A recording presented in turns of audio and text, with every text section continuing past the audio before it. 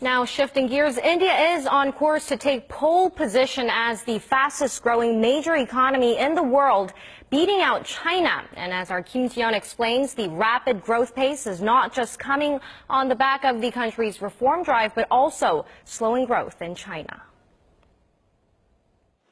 Leading financial institutions, including the International Monetary Fund, say this year India will post a faster growth rate than China for the first time in 16 years. China has fallen away from two-digit growth and is busy unveiling a series of expansionary measures to try and maintain its growth rate at around 7%. On the other hand, India, spearheaded by Prime Minister Narendra Modi's economic reforms dubbed Modinomics, is sailing. The IMF projects India's growth rate to reach 7.5% this year, thanks largely to an anti-corruption drive and measures that aim to attract investment to the country's manufacturing and infrastructure sectors. Modi is emphasizing India's 3Ds, democracy, demography, and demand.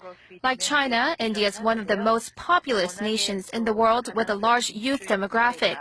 But unlike China, India is a democratic country. As of 2010, 19% of the Indian population were between the ages 15 to 24. Despite these conditions, the researcher cautions that a shift towards economic powerhouses depends entirely on the government's commitment to carry out its economic reform plans. For now, it seems that the Indian central government is super motivated. It announced plans earlier this week to boost infrastructure spending by $11 billion this financial year, on top of its original plan to spend $137 billion on its railways over the next 5 years.